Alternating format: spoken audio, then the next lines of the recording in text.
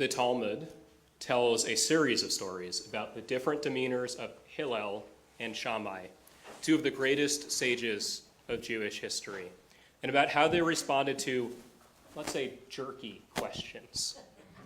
The questioners really were trying to be jerks, by the way. The narrative opens as follows. Two people bet each other, saying, "I'll pay anyone who'll go and irritate Hillel 400 zuzim." And that's a lot of money, by the way. Someone took the guy up on it, and then this Talmudic story happens. So what occurs? Among other things, one fellow went to find Shammai, not Hillel, but Shammai, the other sage, and said to him, "Convert me to Judaism on the condition that you teach me the entire Torah while standing on one foot." Shammai, having no time for this nonsense, chased the man away with a stick. The jerky guy, the one who took the bet, then went to Hillel and made the same demand. Convert him on the condition that he be taught the entire Torah while standing on one foot. Hillel, like usual, had a different approach. He converted the man immediately, then said to him, "What is hateful to you, do not do to another. That is the entire Torah. The rest is commentary. Go and study." There is a long, multicultural tradition of trying to distill all ethics into a single idiom.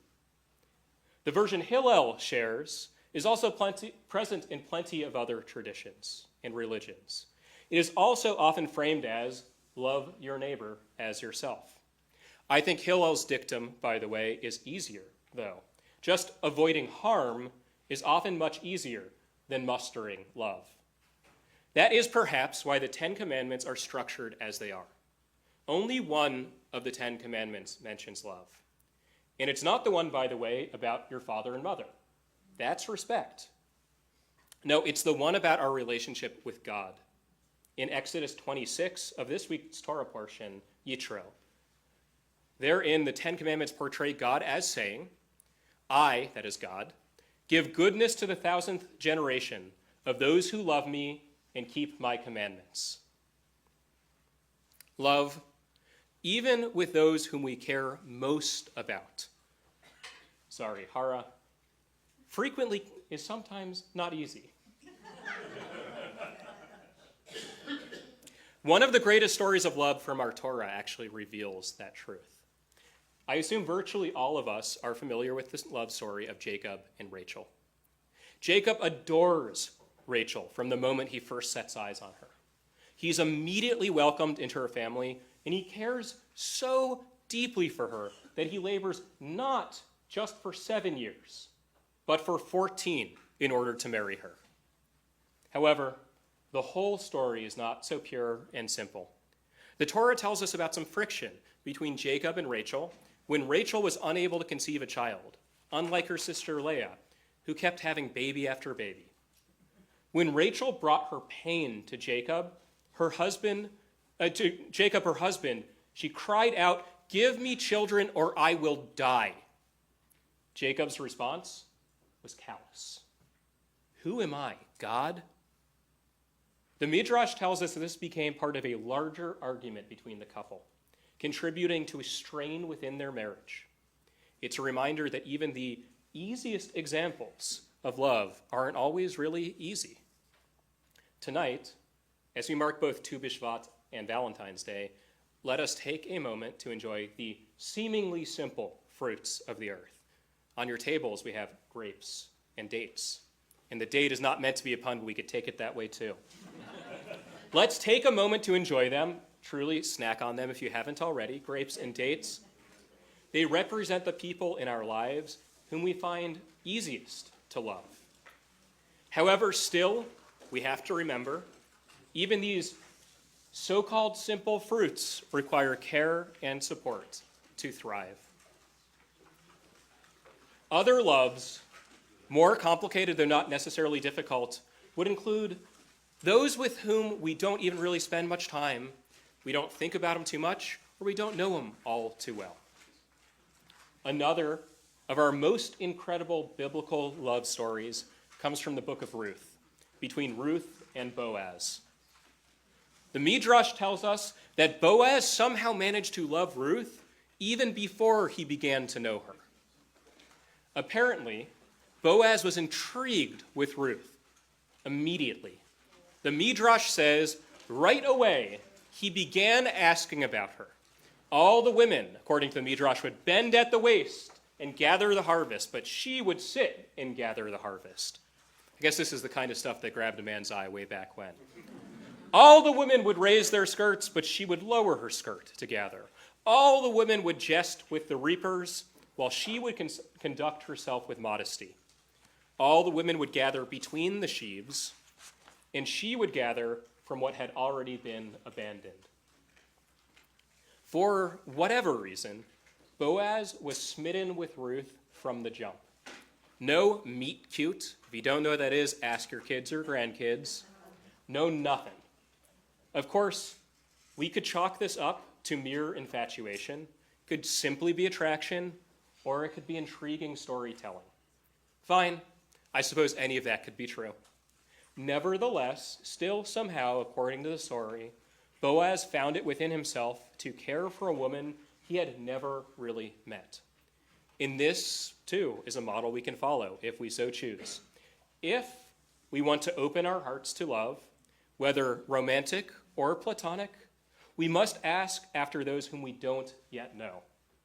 To know someone is to enable ourselves to love them. Or we might say, a stranger is just a friend we haven't met. As we look at our Tu B'Shvat foods, let's take a bite out of some of the fruits that are less attention-grabbing. Jenny, I said to grab the blandest fruit she could think of. The banana, amongst others, which we can enjoy. We enjoy them knowing that even though they may often sit in the background, as it were, they still can offer us much good, and they are deserving of our love. If you disagree with me about bananas, that's okay. Okay. Here's the obvious big challenge. What about love for those whom we don't even really like or we even hate? Is that realistic or possible? I won't pretend it's easy. Y'all would see right through that in no time. But I think we all know about cases where bitter enemies turn into dearest friends. Maybe you've even experienced that yourself. When I think of the American story, I think of the relationship I was taught in high school back in the day between John Adams and Thomas Jefferson, two bitter rivals who became closest of friends. But our Tanakh actually has, I think, an even better example with Jacob and Esau. Two brothers, one of whom is wronged by the other with the help of their parents, no less. Jacob, after this, flees for his life after stealing Esau's birthright and blessing from their father Isaac. But years later, when they are due to see one another again, the strangest thing happens. Jacob expects disaster, even death. Esau, though, responds in a way that Jacob seemingly couldn't have predicted. The text tells us, Vayarotz Esav likrato. Esau ran to greet him. He embraced him. And falling on his neck, he kissed him and they wept. It took two things to allow that kind of reconciliation to happen. First, it took Jacob's willingness to make himself vulnerable, to re-encounter his brother, even though he imagined, according to the story, that his brother still would hold a grudge against him and even want to kill him. We can't overlook how significant it is that he allowed himself to be vulnerable in that way. But second, I think more importantly, it took Esau's ability to be the bigger man, so to speak, and to move past the animosity in their past.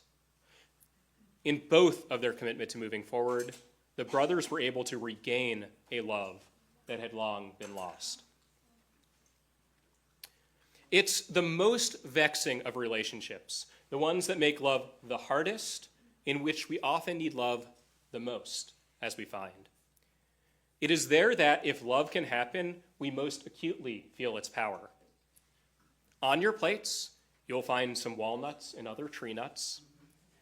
Before they were on our plates, they were encased in hard shells. Once opened, though, they reveal a delicious, nutritionally rich treat for us to enjoy. And so it is with the people through personality or personal history. who present to us the hardest of exteriors. If only we can break through, there is so much to be gained. One last work of beauty for the evening. You may be familiar with Zelda, not the game, but one of the greatest poets in Israel's history. I heard an awe, so somebody was thinking about the game. You may also be familiar with one of her best-known poems, L'chol ish yeshem, Every Person Has a Name. The poem goes through the many sources of a person's name, a person's parents, God, their smile, their neighbors, the mountains and the stars. One stanza is especially worth us focusing on tonight. Every person has a name which his enemies give him, and his love gives him. Flowery language with deep meaning within. It's true, our love defines us. Whom we love, how we love, when we don't, these all give shape to how the world sees us, who we are, and whom we grow to become. There are times when loving others is easy, and there are times when it's hard. However, usually the ability to love is at least somewhat in our control. And the world will always be sweeter as we find new ways to love one another more. Ken Yehi Ratzon, may it be God's will that all of our futures are filled with love. I will wish you a Chag Tu B'Shvat and Valentine's Day Sameach. Shabbat Shalom.